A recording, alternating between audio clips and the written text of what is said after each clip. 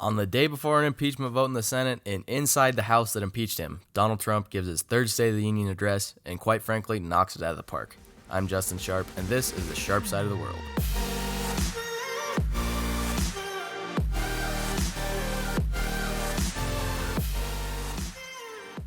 Alrighty, so as I said on the last episode, here on the Sharp Side of the World, we are running on a pretty tight budget.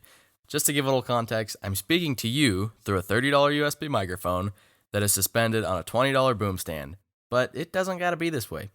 If you want to advertise on the podcast and make us both a little extra cash, just email me at nitsuj2203@gmail.com. That's nitsuj, my name backwards, 2203@gmail.com. Or just contact me on any of my social media if that's easier. Justin Sharp on Facebook, or Razor with an O _Sharp 2203 on Instagram and Twitter. Now let's get right into the State of the Union address, which a lot of people tend to hate on, but I actually tend to enjoy it every year. The reason I tend to enjoy the State of the Union, especially under Donald Trump, is because all it is 1 hour and a little bit of change of political theater, where Republicans cheer for everything Trump says, sometimes looking like dolts, and Democrats make themselves look like idiots by not applauding for anything, even if it means great news for the country. If nothing else, at least there is some entertainment value out of all of it, even if it is showing how polarized and, quite frankly, probably how screwed we are socially. So, on that note, going into the State of the Union, I had some high hopes because I thought that the past State of the Unions by Trump were pretty good. They're scripted and they're pretty great for the most part. But I also was not going to put it past the president to say something stupid or Twitter-like because, come on, it's Donald Trump. We know what this guy is. I figured he would say something stupid about impeachment, or he would just start to rail on Democrats about impeachment, which would not look good. And I also figured that the State of the Union would be a giant campaign ad. As we end up seeing as I break down this year's State of the Union, I was pretty spot on in my predictions, except for all the negative things I expected, because it was a great speech for the president. Whoever wrote this, kudos to you, because the structure, I'm sure the wording wasn't all you, but it was pretty dang great. So, it began with Trump's opening remarks, which were all about the State of the Union, and it was pretty good. He talks about how the economy is great, the military is great, and then finishes with, quote, "The State of the Union is greater than ever before." The intro was all about how America is back on the rise after the last administration's tanking things, which carries a little bit of truth. Economic growth under Obama, for example, was one of the slowest in history after a recession. And then Democrats proceeded to just make themselves look like idiots, but I'm going to go on about this in excess later because they did it so much, it deserves its own section of this podcast. So, introduction was great, nothing wild, good. The next bit was all about the economy, which is also really good. For nearly 25 minutes, Trump went on about the economy, listing statistics about how good things are. We're talking about low unemployment, rising wages, booming stock market, and everything else and in between. Trump also, while talking about the economy, denounced Democrats and socialism in a very attractive way, not an unruly Twitter way, which I was afraid he was going to do. He then talked about lifting millions of people off of welfare and pointed out that the rising net worth of the bottom half of wage earners is actually rising faster than the top 1%, which was very good because oftentimes you hear people like Bernie Sanders ripping on the 1%. So in this first bit, Trump did a great job of being persuasive to listeners with statistics.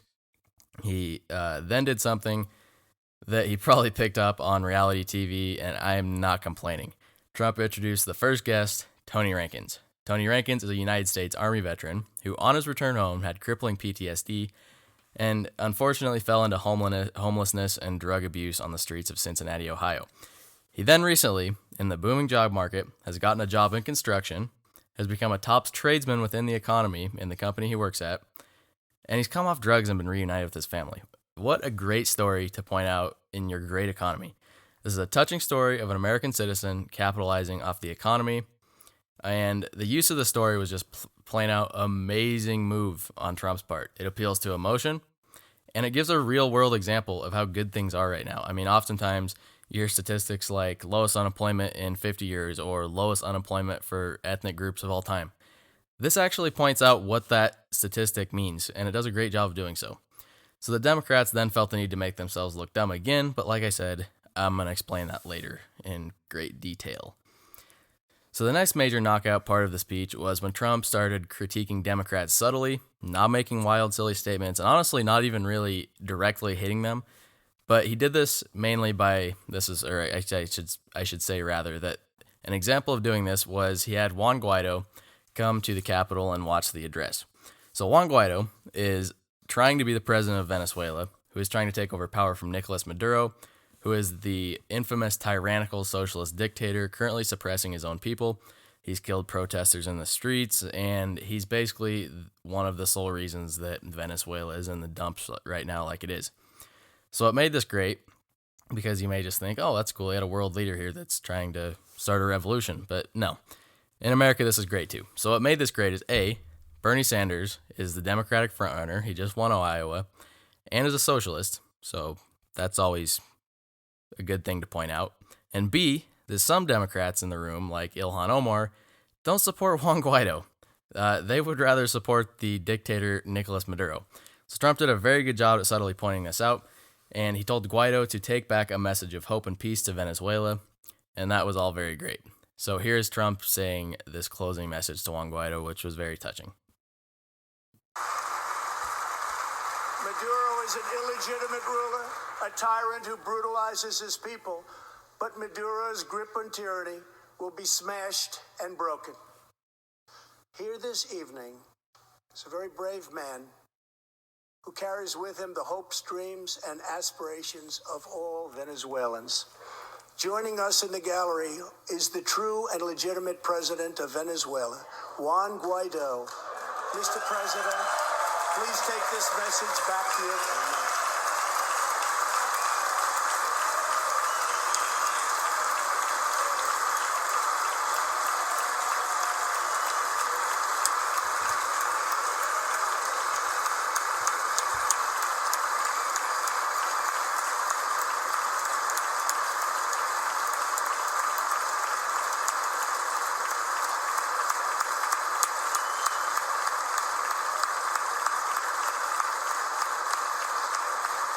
Thank you, Mr. President. Great honor. Thank you very much. Please take this message back that all Americans are united with the Venezuelan people in their righteous struggle for freedom. Thank you very much, Mr. President. The next big section was all about the strong military. Trump pointed out that the military was obliterated under Barack Obama and has been rebuilt completely and then some, which is all very true. He bragged about the $2.2 billion statistic of money we invested into the military. And now we're going to arrive at yet another home run started by Trump talking about the Space Force and Ian Lanphier. I think I said your name right, but sorry if I didn't. Who is an 8th grader from Arizona, top of his class, who wants to go in the Air Force and then eventually the Space Force, which is the newest founded branch of the military, which actually presides under the Air Force. So, Trump, this is all great. He points out this kid who wants to be in the Space Force, and then this one is amazing. He took it to the next level and brought out Ian's great-grandfather, Charles McGee, the 100-year-old, that's 1 century-old Tuskegee Airman, who not only served in World War II, but also Korea and Vietnam. If you don't know what Tuskegee Airmen are, they were the first African Americans who were allowed to be fighter pilots in World War II, and they actually defended bombers in Europe. Great story. Some of the greatest people I guess they probably don't walk the streets anymore because of their age, but definitely some of the greatest people to exist in American history. So Trump pointed out his story, and then he talked about how he promoted to brigadier general and pinned the stars on his suit in the White House earlier that day, which was all great. I think one of the coolest parts about this was when Trump pointed him out, he stood up and he saluted the president, which is always kind of a cool move. And then I think there was cheering for probably about a minute and a half straight, which was very interesting. This was a real feel-good kind of moment that everyone could get behind, and it was political bliss right here for the president. Here's a bit of listen to that. But sitting behind Ian tonight is his greatest hero of them all. Charles McGee was born in Cleveland, Ohio, 1 century ago. Charles is one of the last surviving Tuskegee Airmen, the first black fighter pilots, and he also happens to be Ian's great-grandfather.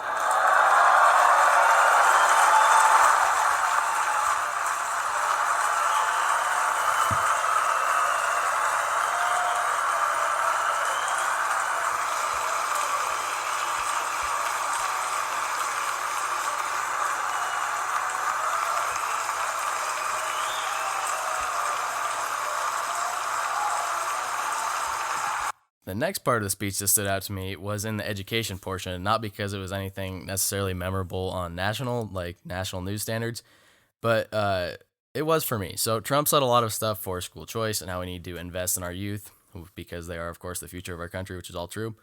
And then he awarded a scholarship for a school choice program to a girl who wants to go to a better school than the one that's in her local area. He talked about how there's literally hundreds of thousands of kids waiting on these lists, and that was all very interesting.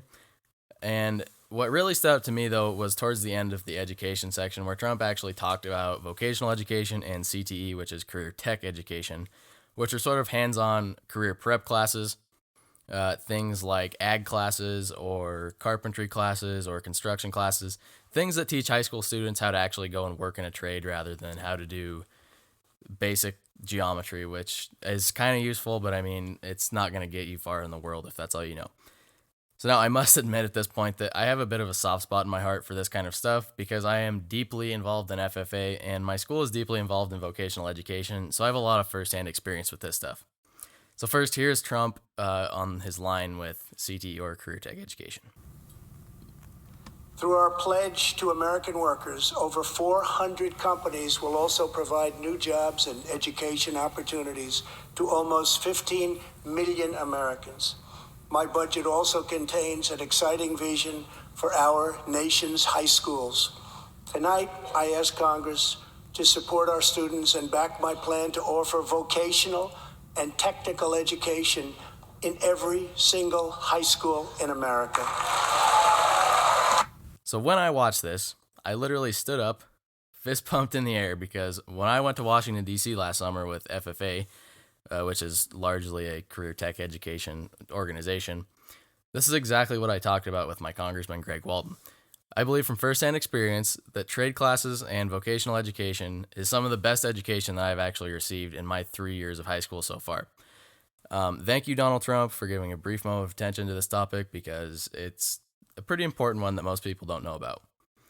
So healthcare was the next major topic, and once again, Trump knocked it out of the park. He pointed out how Democrats want to take over the entire system and socialize it, which looked very good politically and optically because most Americans agree with this point. He then laid out a bunch of statistics on how healthcare has gotten cheaper under his administration and how drug approval has been ramped up in the FDA, so now prescription drug prices have actually dropped for the first time in a very long time. He then moved on to talk about how he wanted to protect Medicare and Medicaid, and he also wanted to protect people who were affected by pre-existing conditions, which was all very good.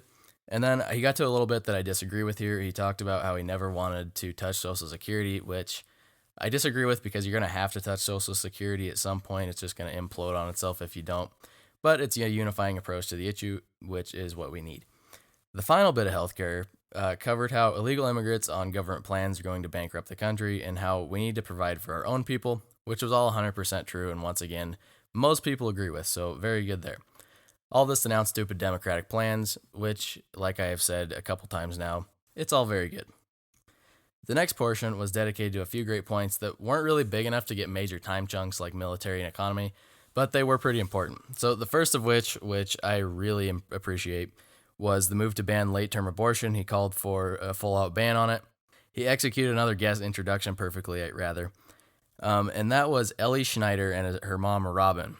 So Ellie is a 2-year-old girl who was born only 21 weeks, weighing less than 1 pound at birth.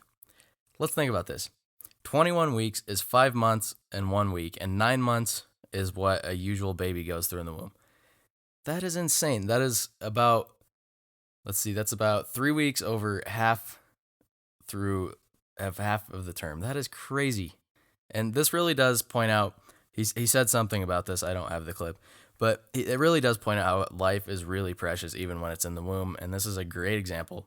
And the 1 pound at birth part, that is nuts. That's basically probably, I have a MacBook Air here that weighs a little over 3 pounds. That's 1/3 of my laptop is the weight. That is crazy. So this was another great emotional appeal that really set up for the pro-life cause, and I thought it was pretty impressive. There were other few remarks about paid family leave, which I tend to disagree with because I don't think it's the position of the government to be telling companies that they need to pay for people to go on family leave. But it was very unifying because a lot of people support this.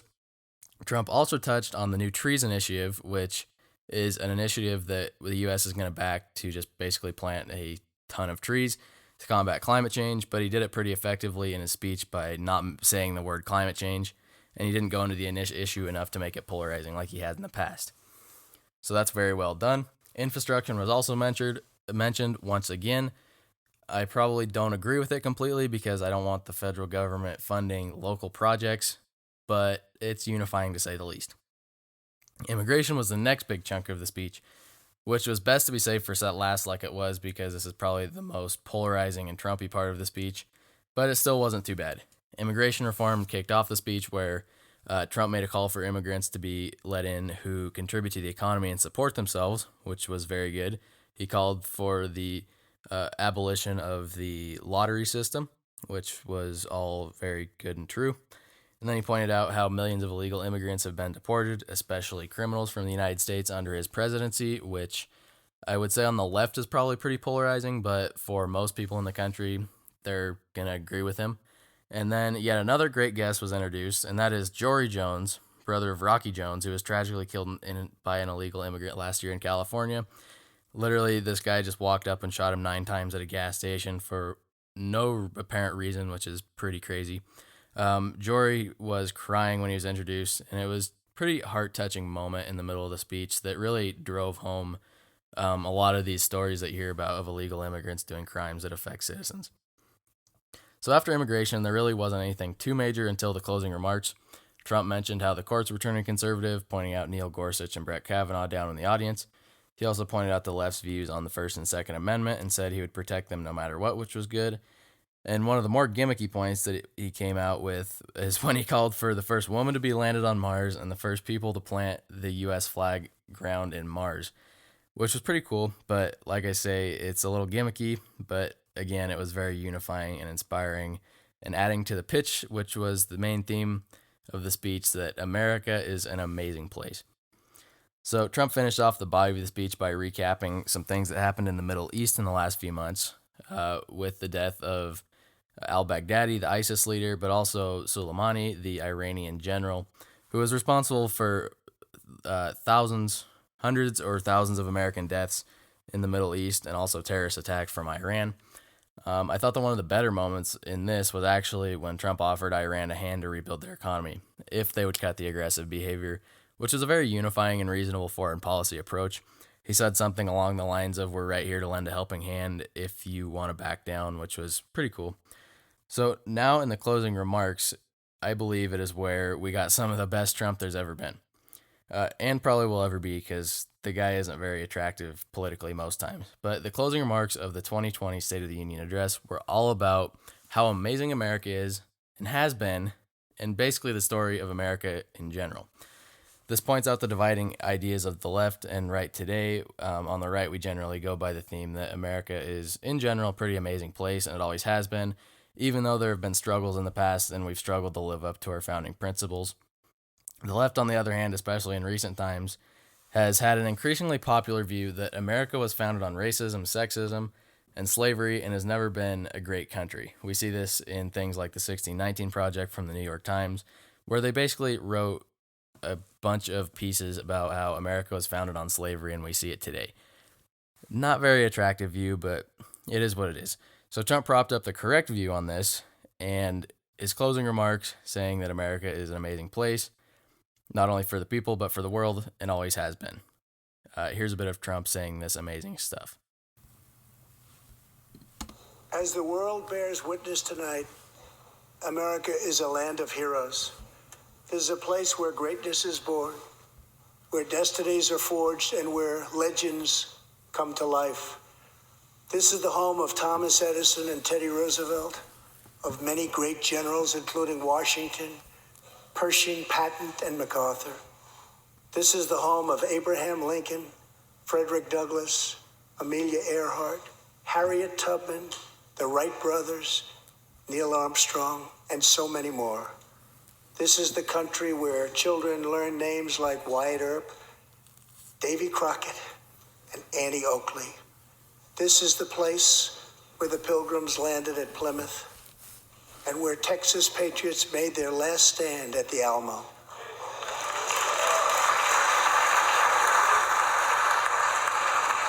beautiful, beautiful Alamo. The American nation was carved out of the vast frontier by the toughest, strongest, fiercest, and most determined men and women ever to walk on the face of the earth. Our ancestors braved the unknown, tamed the wilderness, settled the Wild West, lifted millions from poverty, disease, and hunger, vanquished tyranny and fascism, ushered the world to new heights of science and medicine, laid down the railroads, dug out the canals, raised up the skyscrapers, and ladies and gentlemen, our ancestors built the most exceptional republic ever to exist in all of human history, and we are making it greater than ever before. I mean, wow. How can you not get behind that? Democrats, how? And this is what led to the pinnacle of Democrat idiocracy. So throughout the entire speech, Democrats didn't stand for the great economy. They didn't stand for record low unemployment, in minority groups especially. They barely stood for a Tuskegee Airman. It actually took Nancy Pelosi a minute to stand up. And throughout this whole thing, they wouldn't stand or clap. It was just nuts, especially in this end part here. They either just sat there and did nothing, shook their heads, and in some cases, some of them fell asleep or just sat there on their phones, which actually breaks House rules. Some even walked out, which wasn't unexpected, like Rashida Tlaib did. But honestly, it just looks petty. The worst bit came at the end, and like I said, it was the pinnacle when Democrats didn't stand up or clap at the amazing closing remarks about the story of America.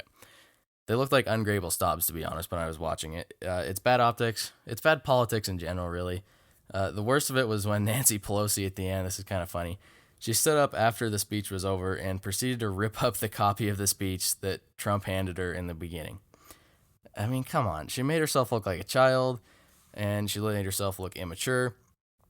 And she did it like literally in probably the 10 seconds that Trump got done speaking, and the camera was still there before it shifted to the audience applauding. It was just really petty.